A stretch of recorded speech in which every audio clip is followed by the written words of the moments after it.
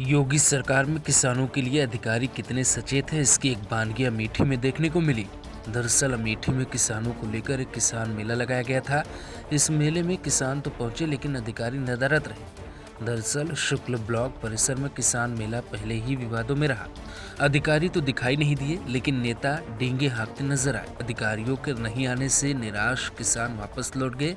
मेले में video ADO जैसे अधिकारी नदारद रहे। नेताओं के पहुंचने और अधिकारियों के नहीं पहुंचने पे किसानों का मनोबल भी टूटा हुआ दिखाई दिया।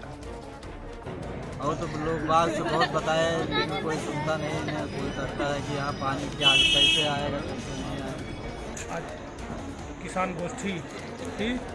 सरकार द्वारा किसानों की आय दोगुनी हो, इस प्रयोजन में ये गोष्ठी की गई और तमाम विभागों के स्टॉल और विभागीय अधिकारी कर्मचारी उपस्थित थे, जिन्होंने किसानों को उनकी आय दोगुनी हो इसके लिए तमाम तरीके के संसाधन और उपाय बताए गए। अंबेडकर नगर में स्कूल के बगल में शराब का ठेका खोला गया है, जिसका ग्रामीणों ने जमकर विरोध किया। दरअसल आए दिन शराब पीने के बाद नशे में लोग हंगामा करते हैं, जिससे बच्चों के साथ आसपास के लोगों को भी नुकसान होता है। बार बार शिकायत करने के बाद जब लोगों की नहीं सुनी गई तो एक साथ लोग धरना देने पहुंच गए और मांग करने लगे कि स्कूल के बगल में खोली गई शराब की दुकान बंद होनी चाहिए। लगातार किसानों के समर्थन में आवाज बुलंद हो रही है। किसानों की बात को आगे बढ़ाने के लिए कुछ किसान नेता भी अब सामने आ रहे हैं। पश्चिम उत्तर प्रदेश में किसानों के नेता और आरएलडी के राष्ट्रीय उपाध्यक्ष जयंत चौधरी भी किसानों में जान भरते नजर आ रहे हैं। पूर्व सांसद जयंत ने कहा कि सरकारें ऐसी होनी चाहिए कि वो किसानों का साथ दे। उनका दावा है कि 26 जनवरी को रालोद भी ट्रैक्टर रैली में शामिल होगी। बदायूं में चारा काटने के दौरान एक बड़ा हादसा हो गया। महिला चारा काट रही थी, तभी वो चारा मशीन की चपेट में आ गई। महिला की मौत इतनी दर्दनाक थी कि लोग उसे भूल नहीं पा रहे थे। चश्मदीदों की माने तो महिला चारा मशीन में फंस गई, जिसकी वजह से उसकी जान चली गई। चारा काटने के दौरान अक्सर इस तरह की घटना हो जाती है। बता दें कि मामला सिविल लाइन के गाँव कुरऊ का है। वेब सीरीज तांडव को लेकर विरोध कम होता दिखाई नहीं दे रहा है। एक के बाद एक शहर में भी गुस्सा साफ दिख रहा है। एक के बाद एक शहर में इसी तरीके का गुस्सा दिखाई दे रहा है।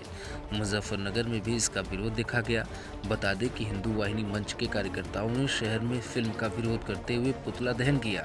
दरअसल लगातार फिल्म का विरोध हो रहा है और फिल्म को बैन करने की मांग की जा रही है।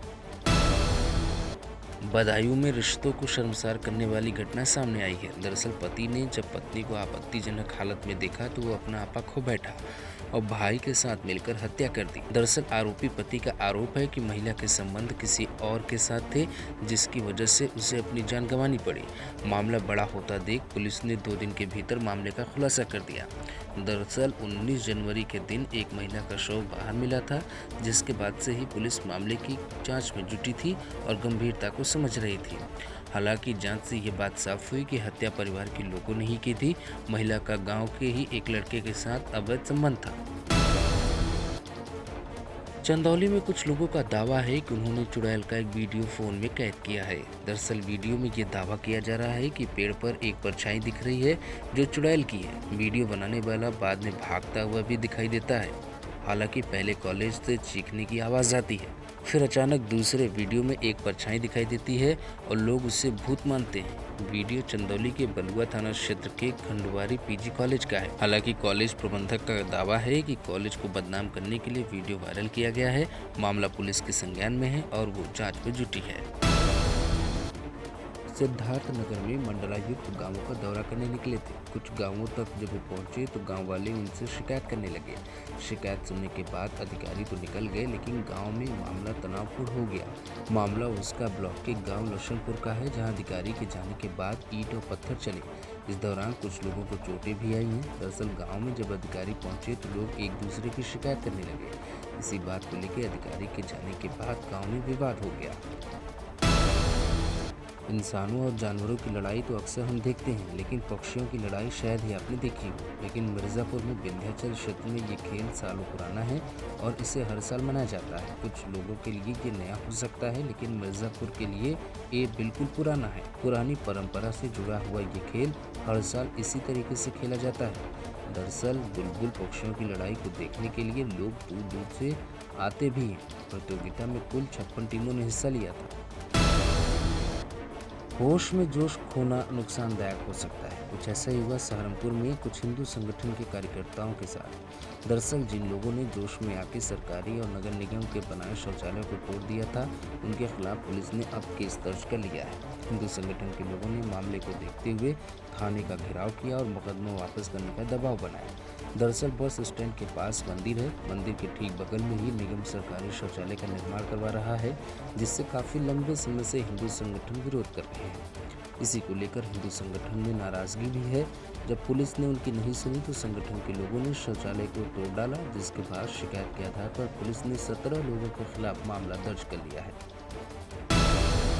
उन्नाव में बर्ड फ्लू का मामला सामने आया है, जिसके बाद से ही डीएम ने कई निर्देश जारी किए हैं। आपको बता दें कि मामले की गंभीरता को देखते हुए डीएम ने तालाब के आसपास जाने से लोगों को मना कर दिया है। बर्ड फ्लू के अलर्ट के दौरान कुछ पक्षियों की मौत भी हो रही है, इसीलिए डीएम उन्नाव ने बड़े मामले को देखते हुए लोगों को सचेत कर दिया है।